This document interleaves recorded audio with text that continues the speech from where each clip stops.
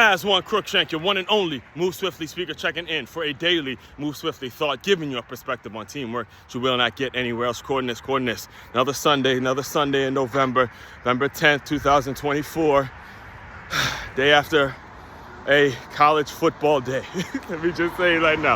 All right, yes, again, it's a Michigan Wolverines fan, and I'm disappointed with the result. However, pleased with the effort, and I have a lot more to say on that. I don't have the time in today's specific video to really digest and dive into all of the things that I think are going on with my Michigan Wolverines. Just know I am proud of the way that they did not let the game get out of hand when they could have. They showed some real guts. They showed some real courage, especially defensively. Again, offensively, I don't have the time or day. I don't have the time right now to get into that abysmal offense, all right, to that offense. I don't have time to really dissect it. But what I do want to talk about is my guy, because again, the promise I make to you listeners every single day is to give you a perspective on teamwork that you will not get anywhere else. And it was a big day for a former teammate of mine. Shout out to Coach Tyler Santucci. Coach Tucc, man, oh man, let me tell you, I was watching that game, and I happened to be around a fan group for the Miami Hurricanes, like a huge, because I'm in South Florida now. And it was like a group of Hurricane fans that were watching that game. And boy, I tell you, you heard them. They heard them. They were hurting. They were hurting because they realized, hey, yes, my record is undefeated and all that, but we ain't that damn good. We are not as good as our record says we are. And that was proven. And I'm so happy that a former teammate of mine was able to have the defense, construct the defense, make the calls, make the right decisions in the waning moments in crunch time. I was so happy that I was able to listen and hear a former teammate's name on TV. So, what's Coach Tyler saying? Tucc, you gonna do? Oh, and maybe you want to go back out there and play, baby. Because you got to think, with Coach Tucc, I got to Stony Brook in 2009, and this was his senior year, and I was there for 2 seasons. So 2009, he's a captain, and then the next year he started out as a graduate assistant. So to see his growth and development in the business was it was inspiring. It was truly inspiring. And as I was thinking about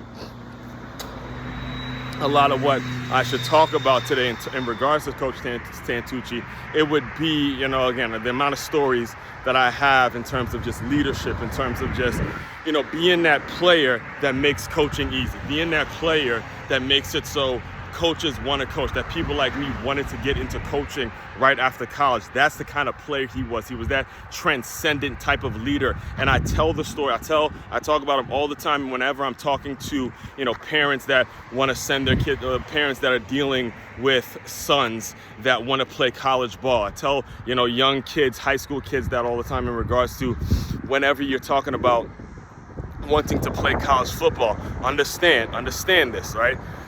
Yes, getting a college degree is important. Is the most important thing you can do. It is ridiculous for you to go to college off for free, get a free education and not walk out of there with a degree, not walk out of there with a piece of paper.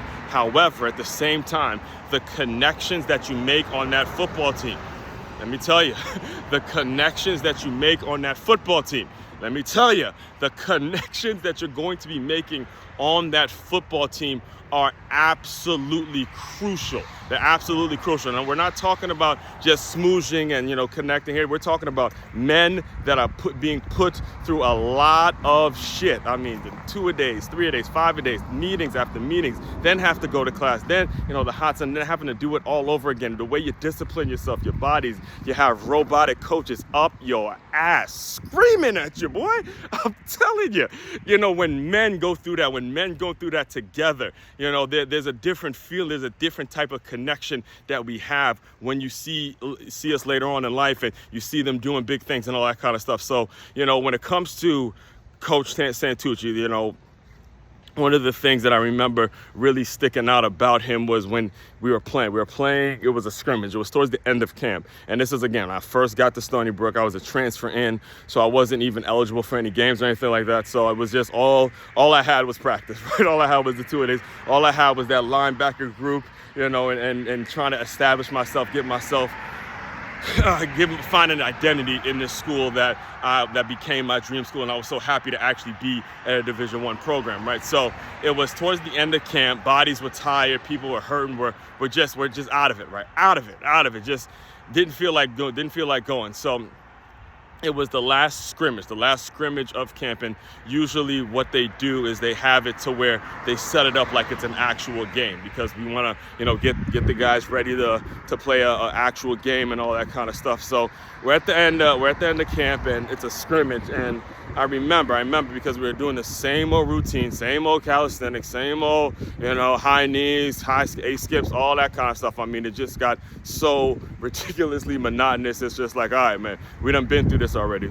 But the difference between this particular scrimmage and all the other practices that we had to that point was they had the music playing, and the jumbotron was up, the music was pumping, the stadium was feeling good. We started to get a little, it started to feel like game day, right? So I'll never forget this, because it was towards the end of the camp, and we're getting ready to kind of come together as a team and all that to start the scrimmage, to start the camp, and start the game and all that kind of stuff. And I'll never forget Tucci kind of being at the head of it. He goes, let's go, right? Just picking up the guys, telling us, hey man, I'm treating this one like our first game. And he had been there for 4 years at that point, and he was part of seeing the program build into what it is today. And again, you see how when I say the connections on the team, how that serves you, it's because you're connected. And regardless of how, again, monotonous certain things are, regardless of how your job is, regardless of whatever's going on, whatever's going on in your life, and how difficult it may be at this particular time to really see the silver lining, there's always that connection to win. I remember back when I thought about that. I remember back when I thought about quitting during this time, and then there was this guy who did this, and then there was this person that picked me up during a downtime and all that kind of stuff. That's what the game does to you. And I'll dive into this tomorrow, but what we're seeing with this transfer portal is taken away from that. It's starting to get to a point where now the quick fixes are being rewarded, and we're rewarding and calling people portal kings and all that kind of stuff. So again, I'll dive into that tomorrow.